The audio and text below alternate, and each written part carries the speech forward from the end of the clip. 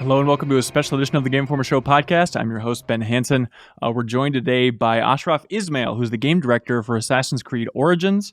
We have a bunch of questions that we pulled from the community based on a post on the site, and we're going to go through dozens and dozens of questions about comparisons to Witcher 3, E3 feedback, what they're changing specifically, what was up with the snake in the trailer, even a little bit of a tease about the modern day settings. So without further ado, here's Ashraf Ismail.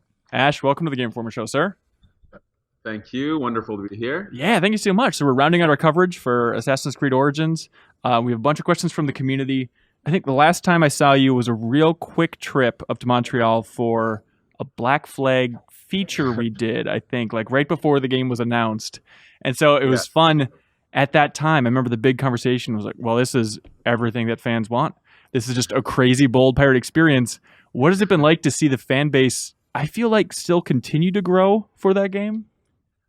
Yeah, I mean that was over 4 years ago. You can imagine that was over 4 years ago. It's I think Black Flag was a big success for us. We're super proud of it, and I think it did bring a lot of new people, especially people who are more into the pirate fantasy element. But the series is huge, and now for Assassin's Creed Origins, it's a pleasure for us to say how can we make an AC, like a true AC, but with a drastically different experience. That was a challenge we gave ourselves, and so that's what we've been doing almost since the last time I saw you, 3.5 years. So it's cool to be here and to be able to show it off and talk about it. It's a pleasure to be here on the show to talk about people's questions. What do they want to know? I hope I can answer as much as I can. I think you'll be doing all right. Here's an easy one to begin with. Swad 42 is a simple question. Since this is the same team that made Black Flag, what similarities will gamers see? Is there any direct overlap between the two games overall? So similarities between Black Flag and Origins, I think it's more people will see a philosophy and a feel that is going to feel very similar. This was a feedback we even received a lot during E3 when people had the hands-on with the demo, that they felt the feeling of Black Flag inside Assassin's Creed Origins. So in terms of real concepts and elements, the thing that we took away from Black Flag was the world.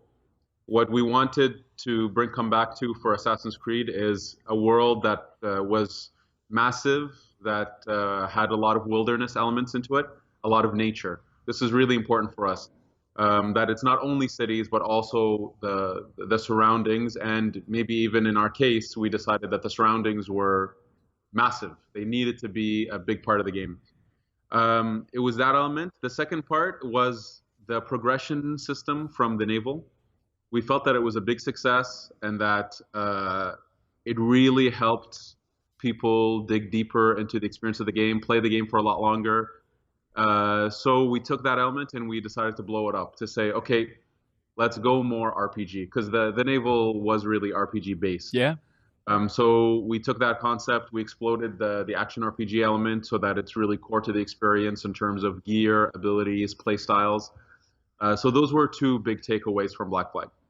But I think the other element is really the tone and the theme. People will have a flavor that might be reminiscent. Yeah, it's got to be, in a strange way, do you get addicted to that unique feedback of that fan base really gravitating towards Black Flag just because it is so different? And that's like a main pillar now, is like we want to hit that mark again, to have people play it and be like, holy crap, this is Assassin's Creed?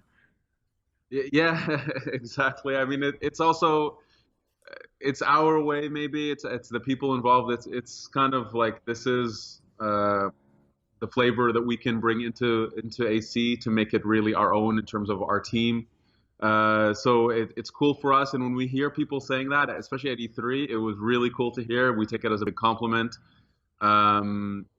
So yeah, I mean, I hope people see this as its own unique experience. But if it gives them wonderful memories of a game they've played in the past, that feels good too. Why not? Mark the Heretic has a similar question. He's just wondering, will there be boats in the game bigger than the ones you've already shown from the E3 demo? So there are different. So water is very important in Egypt for many different reasons. In terms of the navigation and stuff, so yes, you have reed boats, feluccas. These are the small little boats, and there's actually many types of them. There are bigger ships in this area. So these are like the Karkaros and even an Octareme. So these are much bigger ships. You don't commandeer these ships, but you can actually jump on them. You can ferry ride on them. Some of them are military locations that are opportunities for you as a player. Uh, there are other naval combat opportunities, something that is closer to what we had on Black Flag. But for now, we're not going into too much detail about that. We're going to talk and show more about that later. Gotcha. What I will say is, I don't want to give people the wrong impression. It's not the same level as Black Flag. In Black Flag, it was core to the experience.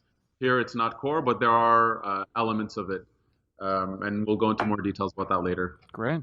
This is an odd one, but Mike Mahardy from GameSpot, friend of the show, wrote in, and he's wondering, he's like, my biggest question is what you guys focused on with the extra year of development, which is something that I would just want to get a perspective of, like the outside world sees this as AC has taken a year off.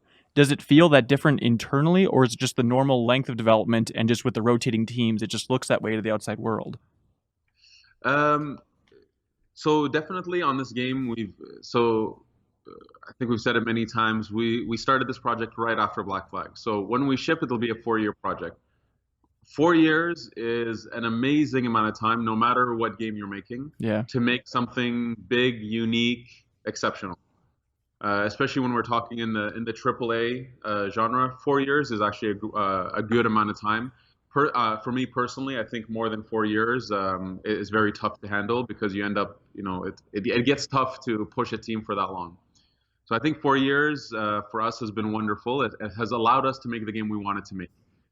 So very early on when we set out to make Egypt, we knew that we had some technological hurdles to surpass, some systems that needed to be built from ground up, like combat, like the action RPG element. And we made it, we had these discussions with the upper management of the studio, letting them know that this is a big game. We have big ambitions. The wonderful thing is they believe in us. They let us own the game we wanted to make. And so they supported us with that time. They gave us the time to do it. So we made it very clear early on that we needed the time to push the game that we wanted to make. So I wouldn't say that the extra year added anything new. It would be assuming that we were doing a shorter game and then decided to make it bigger. Yeah. No, we had ambitions from the beginning to make the game that we're making now. And we needed that time. I look at it from that perspective. So internally, we were happy that the decision was made. We had discussed it a lot and felt that we needed that time. Having said that, it's we're almost there. We're at the end of the road. There's a few months left, so it's really now about stabilizing, tuning, polishing that experience, and making sure we nail it. And that's the stage we're in right now. It's got to be fascinating working. I mean, there's so many different teams within Ubisoft working on Assassin's Creed. Do you feel like this is a new template, is a 4-year development for AC titles? Every project is unique. Every project's different. This was the path that Origins has taken. I don't think that it's a template or a formula at all. It's really every project, every team defines kind of, let's say, their destiny within the upper management. We discuss it a lot. And speaking as the game director, I mean, my focus is really this game and what we're doing with Assassin's Creed Origins. Beyond that, it's for other people in the company to say how they want to manage their stuff. Our focus is really on Origins. Yeah, for sure. Well, hey, getting back to Origins then, a guy named Then Tom Was Like is talking about the action RPG aspect, which you mentioned. It was said somewhere that The Witcher 3 Wild Hunt was a large inspiration for the team. Can you elaborate on what that means? What parts of The Witcher worked for them, but what doesn't work for Assassin's Creed? So we have, we're a team, and especially I wouldn't say especially. No. We're a team that loves the industry. We're a team that loves other games. We play a lot of games. We try to understand Where is the industry? What are our fans looking for? How do we modernize our experience and make sure that we're, ahead of the curve as much as possible?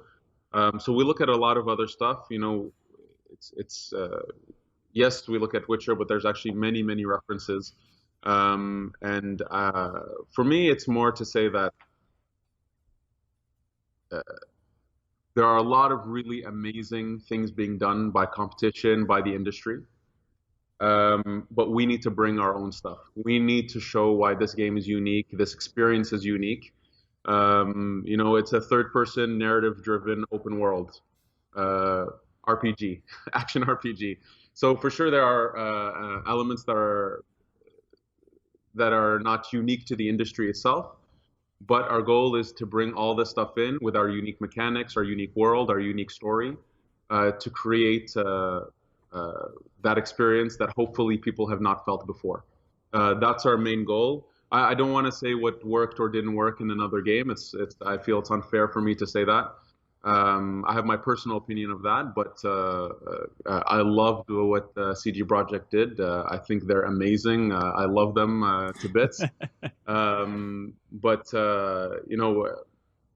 even if there are, let's say, details that we can look at, our ultimate goal is to make something absolutely unique, something that is worth the player's time and their investment, and that they walk away from the experience saying, "I've never played that before." That's our Yeah. goal. Yeah. Well, looking at your Twitter account, I see a picture of you with Miyamoto, so I imagine you're a Nintendo fan. And even though it just came out earlier this year, it's interesting hearing about Assassin's Creed Origins and comparing it to Breath of the Wild in some way. Just having every environment be climbable, every rock, and then even just putting less of an emphasis on a mini map and kind of reinvigorating exploration in the open world genre. I'm curious, did you play Breath of the Wild? Do you see any potential overlap there for fans of both? Like I said, again, these decisions, let's say not having a mini map, of saying we want the player to be lost in the world and to discover the world. These are not decisions you make last minute. Oh yeah, for sure. These are decisions we set very early in our intentions. Actually, one of the first decisions we made was we knew the world was going to be huge and beautiful, and so okay, let's remove the mini map and find different ways for the player to get the info they need, but to actually be looking at the world, being lost in the world. That was an intention we set very early on. So being compared to Breath of the Wild is phenomenal. I mean, it's cool. It's a great reference. If people feel that, that's amazing. I love Miyamoto. I love Nintendo. I love what they've done. Um, but again, I think the industry globally, you see that it's always maturing. It's always moving forward. The idea of having people lost in our world is important to us, and and I think we can see that in other games as well. Yeah. So I think it's a natural progression, if I can say that, for the industry. It's an honor to have those references made. Actually, I'm having a flashback now. I remember when we visited the studio for AC4, Black Flag referencing Wind Waker. So it's just throughout your career, Ash. I Yes. guess people are just constantly going to be referencing. Oh, your game's kind of like this one Zelda game. Okay, I got it. So The thing is, I did walk out onto the stage right after Miyamoto, so maybe I'm always following in his footsteps. I don't know. I'm joking. I'm joking. Griff46 is wondering what made your team the most nervous about Egypt as a setting when you first started creating Origins. What were the first big concerns that you guys eventually got over? Doing Egypt, the big thing was, so we've always wanted to do Egypt. So that's one big thing. The difficulties in the past was really more of a technological element of how do you build this world. Because when we talk about Egypt, we're not talking about a city, we're not talking about a corridor, we're really talking about a giant world, a country. And we wanted that if we're going to do this location, it needed to be seamless, it needed to be as grand as what we have in our mind. And so it took us time to be able to get there in terms of the tool set, in terms of our ability to build these types of worlds. So for sure, when we started and we asked ourselves, can we actually build the Egypt that we see? That was the first thing that we needed to nail to prove to ourselves is the size of the world, the seamlessness of the world, the diversity, can we actually stand on top of a mountain looking as far into the horizon as possible and being able to ride all the way there without any hiccups, glitches, these kind of things, without loading, without stopping the experience. That was very important for us. Um, Once we felt we were able to do that from a very physical standpoint, in a world standpoint, it was okay, we need to bring Egypt to life. When we're talking about ancient Egypt, yes, there's the physical landscape and its diversity, but we needed that the fauna was there, that the people who live in Egypt were represented well, the culture, the religion, the beliefs. And so there was a lot of effort done to bring in historians to do the research. We spent years doing research and asking ourselves, how do we bring this world to life?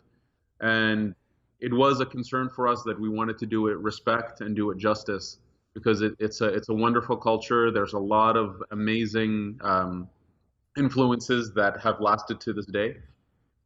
So that was our kind of big concern. The answers that we got from these thoughts and these questions was things like this is actually where we decided to do a quest structure. It was that we had so many stories that we found that we wanted to tell players that we felt the only way to do it right was using a quest-based system.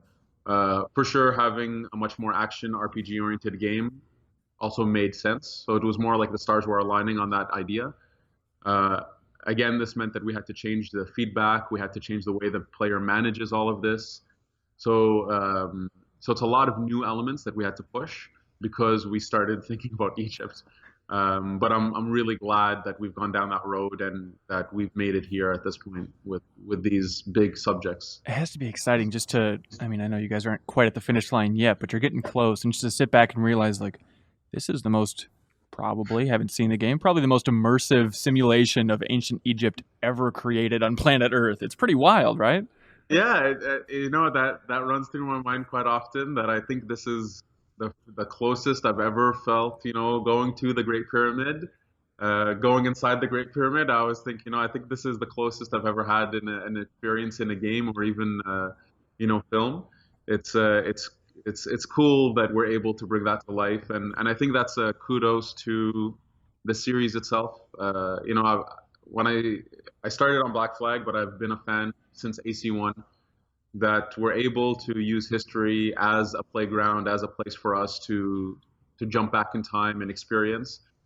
And I'm thrilled that we're able to bring that Egypt to life. And I'm pretty confident that I think we're the only ones to bring it to this level at this point.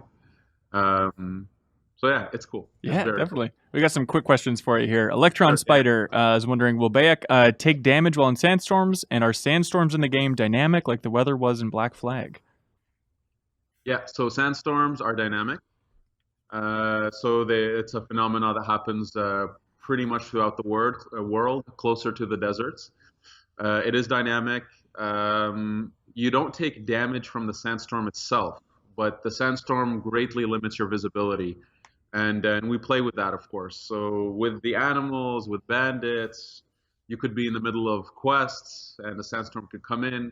There is a gameplay effect for sure. Of course, using Senu during a sandstorm Senu won't be able to see anything. So there is a gameplay impact, but it's not specific to damage. Gotcha.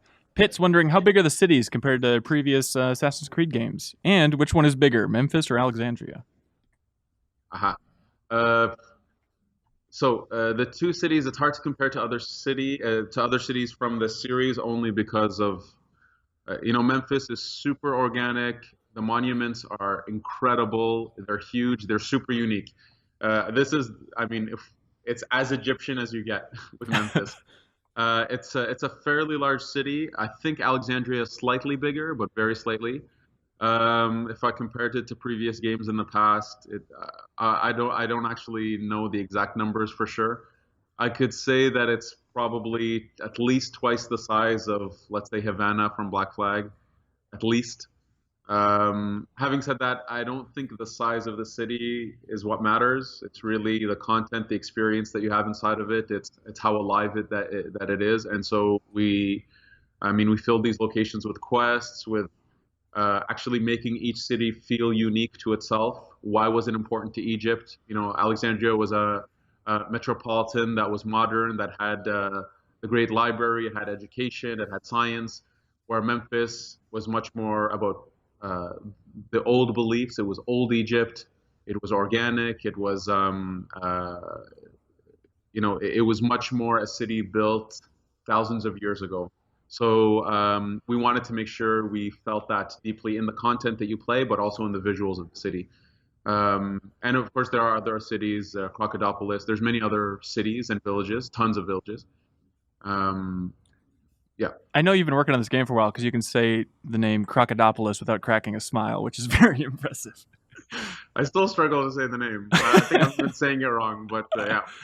Dalright1 is wondering, will the map be completely open from the very beginning of the game? Uh, Pretty much. So, I mean, for technical reasons, there's the play and go stuff. So, at the beginning of the game, the introduction of the experience is the world's not open, but you're getting introduced to the concept of the game, to the protagonist, to the concept. As soon as this part is over, yes, the world is pretty much open fully. Cool. Luther Wright is wondering, how far can Senyu the eagle fly away from Bayek?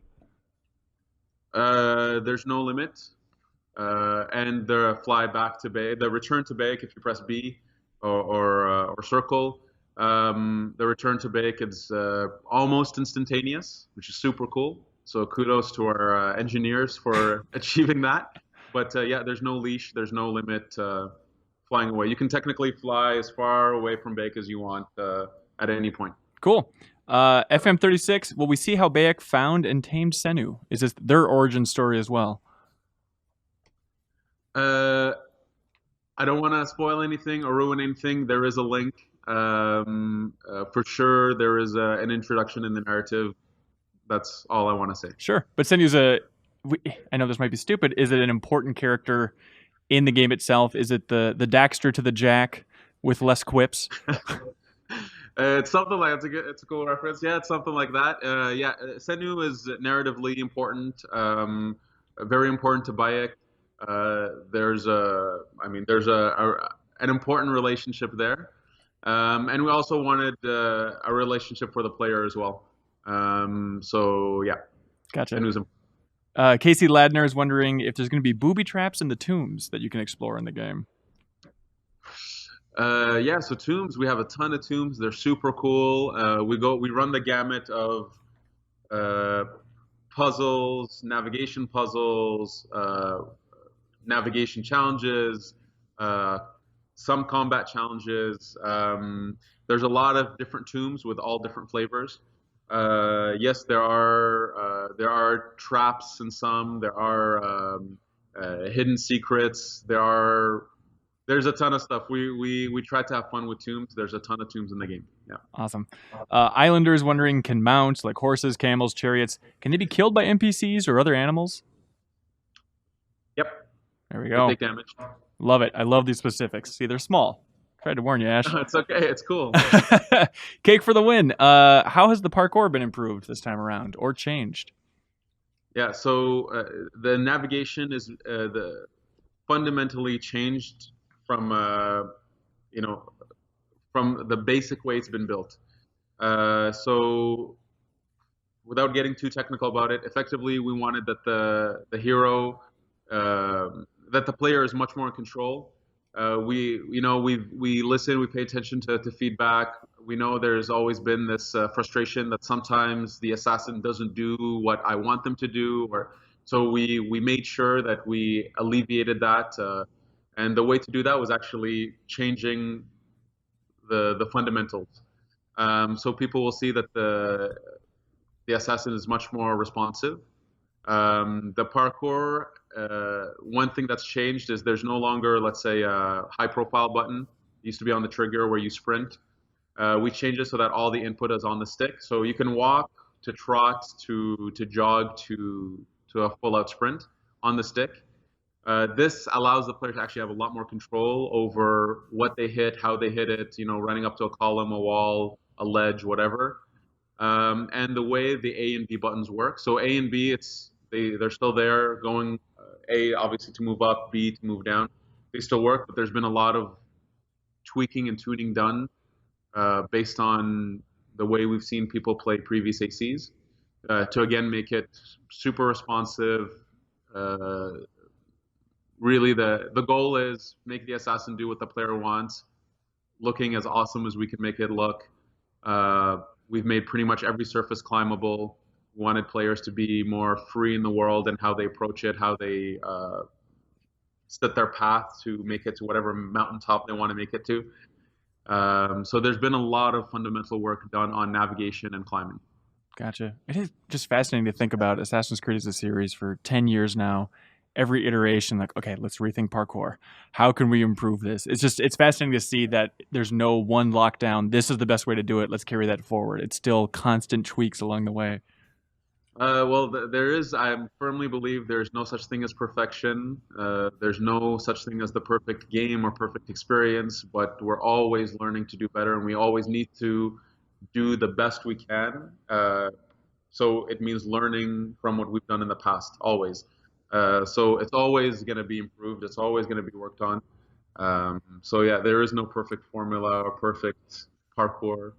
Yeah. It'll always be better and better, and hopefully one day we find it. But we're still pushing, and I think we've honestly the reception at E3, especially around navigation, has been incredibly positive. So don't believe me. Go read some articles. The Game Informer, you guys wrote some stuff about navigation, so I'm super happy with where we are with navigation. Yeah. Did any reactions to the E3 demo surprise you? Were there any big notes that you took back to the team of like, oh, we didn't expect this would be so positive, this would be so negative? Yeah, we paid attention a lot to everything that we received. Of course, we wanted to take all that energy and all the excitement that we saw at E3. We really wanted to bring it back to our various studios around the world that are working on Origins. But here in Montreal, we wanted to bring that energy to the floor. These people have been working tirelessly for the last 3.5 years. We wanted them to see the fruits of their labor and to use that energy for this big push that we have now to ship. So yes, we looked at the feedback, what was good, what we wanted to improve based on the feedback. So we are paying attention, definitely. Was it anything surprising for you personally? We have the time. What's that? Was it anything surprising for you personally? Like something got more of a reaction than you expected? Um, I thought the reception to Senu, to the world. I mean, we knew the world was going to be cool and it was going to be a highlight, but I think the feedback was even more than we thought it was. The reception to Bayek as well has been quite positive. I'm actually glad we had some question that showed off a bit of his personality because we were a bit saving his more personal story for later on in the campaign. But I'm glad people got to see some of it, and the reception has been great. Just to be clear, you mean the marketing campaign, right? What's that? You mean the marketing campaign, not the game campaign? Yeah. Sorry, Okay. yeah, the marketing campaign. Gotcha. Marketing campaign. No, and in terms of we're paying attention to what people say. For example, the reaction to, let's say, the dodge animation has been quite strong. We pay attention, we read. Having said that, it was work in progress. We're working on the dodge. So I'm sure that will make some people happy. No, but we pay attention. It's an ongoing process. We do a lot of play testing here, and the game is constantly moving forward. I can already tell you what we have today is already incredibly advanced compared to what we showed at E3. Because the game is really there. We have all the tools. Everybody knows what they're doing. So the ability to iterate is quite fast and intense. So it's a wonderful place to be right now. Yeah. Lonnie Jackson is wondering if you can explain character customization more when it comes to upgrading gear. How does that whole system work? Yeah, so there's multiple ways to manage the gear and to upgrade it.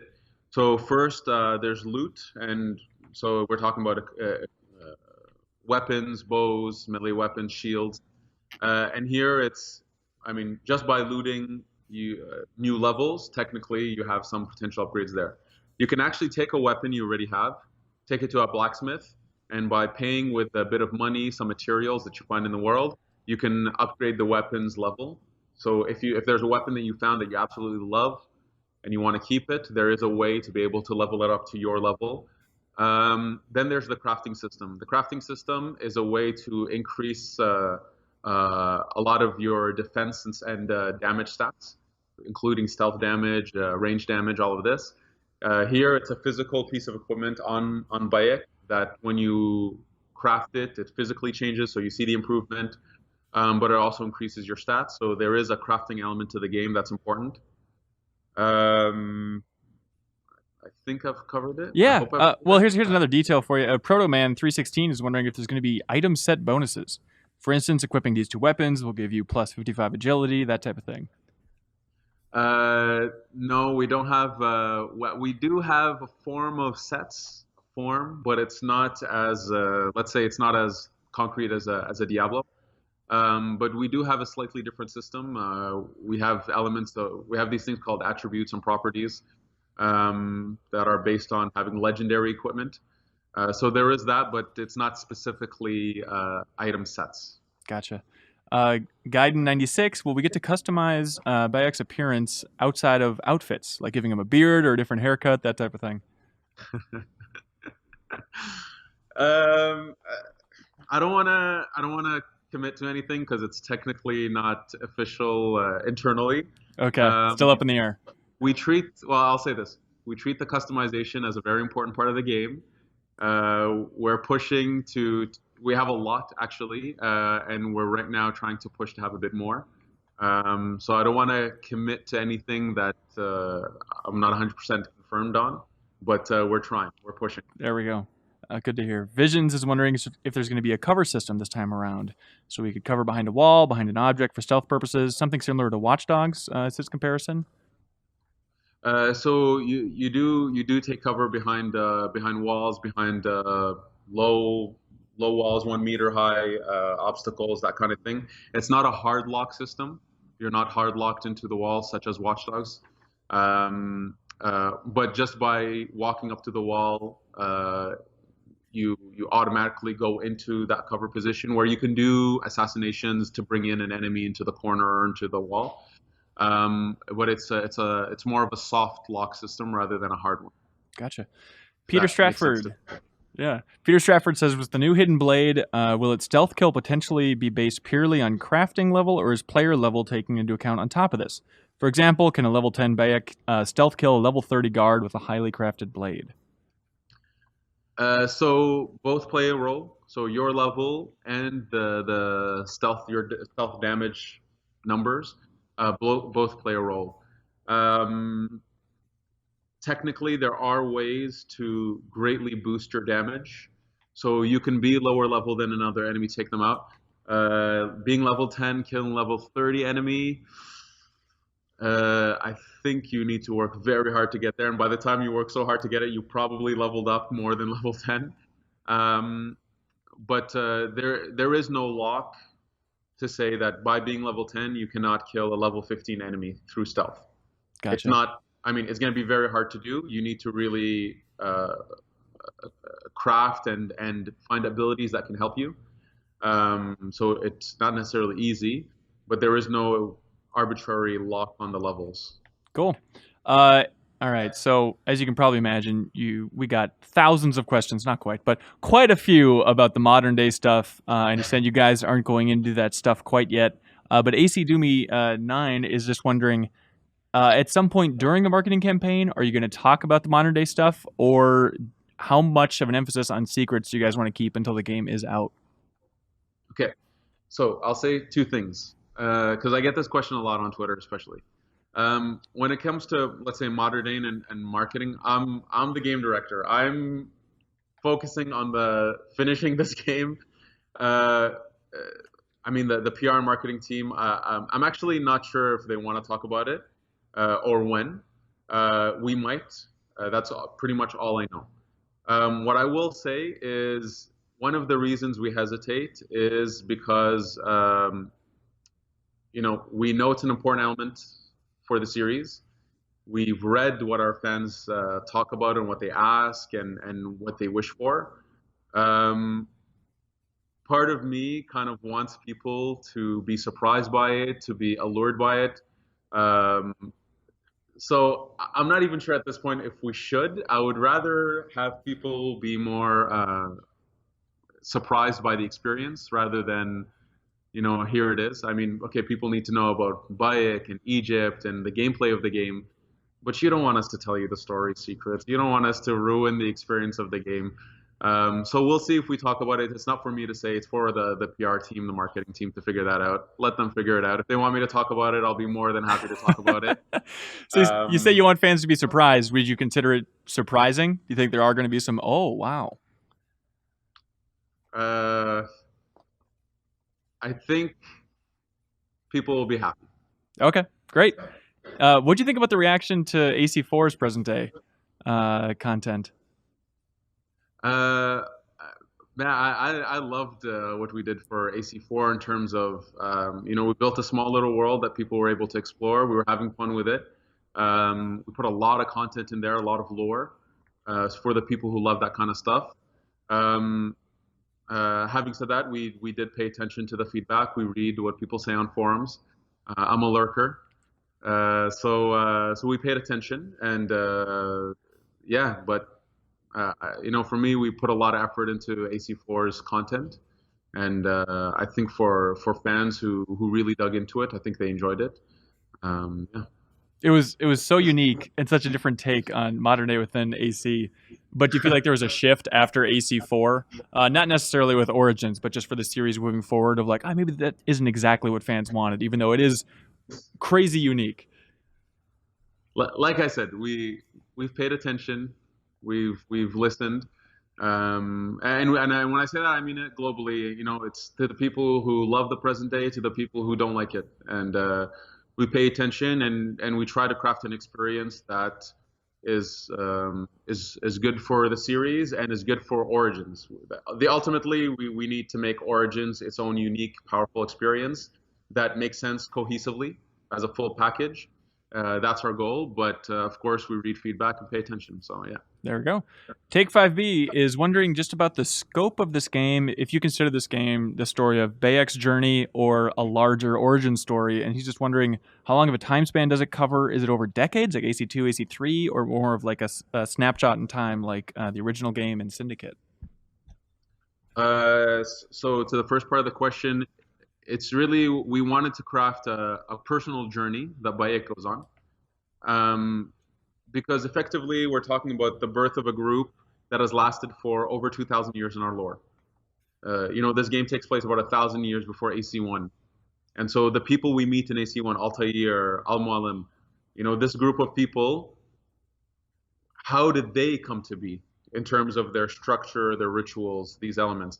And what we felt was it wasn't Bayek, it wasn't a small group of people that said, hey, let's start a group. It must have been something really deeply personal, something that struck a chord, that necessitated the need for this brotherhood to form. So it is a personal journey that Bayek goes on that eventually leads to that formation of something much bigger than a small group of people. Yeah. In terms of time span, in terms of this, I'd rather not say because I think it actually spoils some stuff. It's let people discover that in the game. Yeah, for sure. Assassin's Home 4 is just wondering if you're aware that it's a little bit odd that if Bayek founded the entire Brotherhood, that he's never been mentioned before. Aha.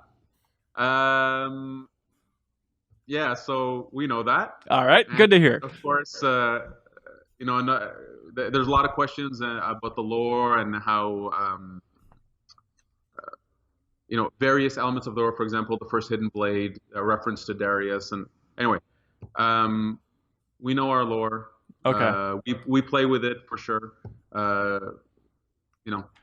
That's good. The surprises, they're there for people to experience in the moment. Love it. Yeah. Trap here is also just wondering if this game's going to be true to the original Assassin's Creed, but that stands to it. You know your lore. You're not looking to override anything, right? Perfect. Right. A couple people are asking, what the hell is up with that snake at the end of the trailer? Are you guys getting more supernatural this time around, or what is happening?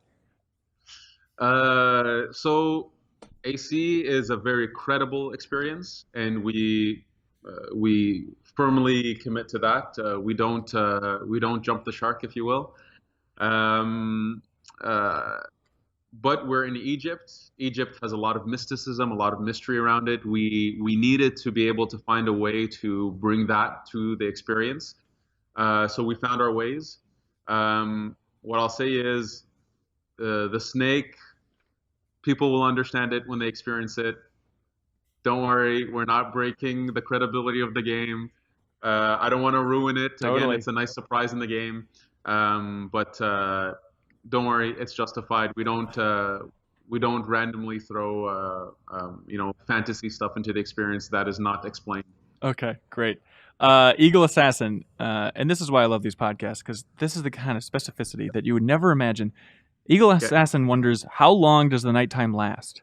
I learned that nighttime on Black Flag and Syndicate lasted way less than daytime, and that was a bummer since the atmosphere was so awesome in those games. And his name is Eagle Assassin. It I like is. that. The nighttime. Okay, I'll be honest. I don't know the exact number of ratio compared to the day. Having said that, it lasts quite long. Our day-night cycle. The trick with our day-night cycle. We have a system where we have AI that is living in the world. So all the AI, so NPCs, civilians, animals, they all have schedules, they all have agendas, they all have jobs, and they need to sleep, they need to go to the bathroom. So the thing is, that means the day-night cycle is now it's not just visual and it's not just a flavor. It's important to the AI and the way they move through the world. So as an example, if somebody, let's say it's around nighttime and they need to go home to sleep, that means the nighttime needs to be long enough for them to actually reach their home, sleep for a good amount of time, to have the sunrise come up, and them to get up and go to their job or socialize, whatever. So the day-night cycle is, I think, a bit longer than what we've done in the past before. But the full day-night cycle is longer, which means that the night is longer as well. Having said that, we've worked a lot on the lighting. How do you make the world of Egypt at night come to life? So I'm not sure what the numbers are exactly, just being honest. I think it's longer than previous ACs, but it's actually for very real reasons of the NPCs need to get up and move around the world, and they Yeah, need to have enough time to get to where they need to go. that's interesting. I didn't even think of that factor, but yeah, that's huge. Mohammed Samir has a layup for you. Do you think AC Origins is Game of the Year material? It's a good one. Thank you. You know, I'm super proud of this game. I'm super proud of the team. We're pushing ourselves really hard to deliver an experience that is unique and wonderful. Um, I wish for the team, for the people that are busted their butts off for the last 3.5 years, that it is acknowledged, it is rewarded. Personally, I would love to see that acknowledgement come from the fans, come from outlets that review the game. That stuff matters to me. We make games. If you're making video games at this stage in your career, it's not for the paycheck. You're doing it because you love the industry, because you want to give people an experience. I sincerely hope we deliver a phenomenal experience.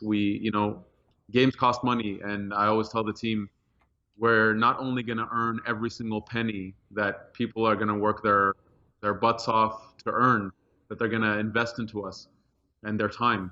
Uh, I want people to say this is worth twice that price. The experience we give them is amazing and wonderful, and it leaves them with something.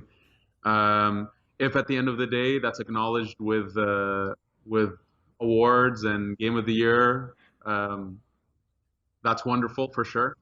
I would love that. But for me, it's really I want to see that acknowledgement from the people who play the game, the people who buy this game. I want it for them. I really hope I hear it from them, and we hear it from them. The rest of it's wonderful for sure to receive, and I think it's wonderful for the team. Uh, Now, is it that?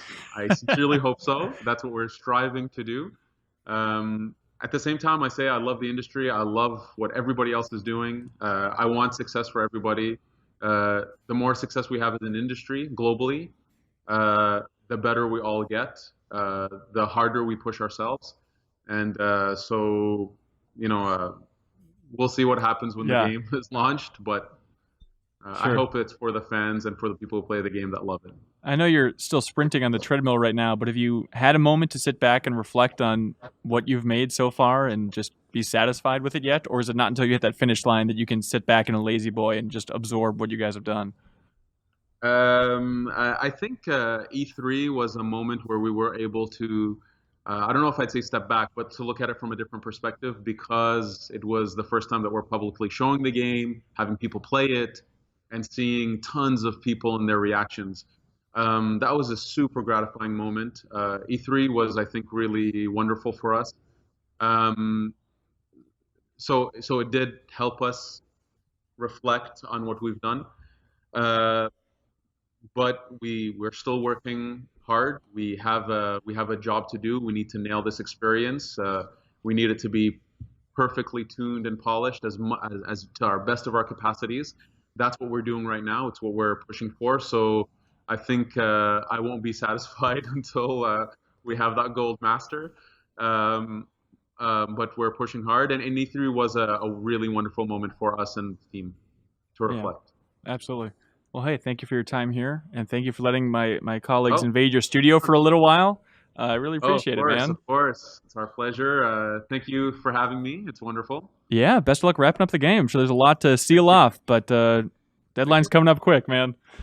Cool. And Yeah, thank it's you. coming. Oh, trust me, we know. But thank you so much for watching and listening to this episode of the Game Informer Show. Be sure to tune in on Thursday when we'll have a new episode waiting for you. Bye, everybody.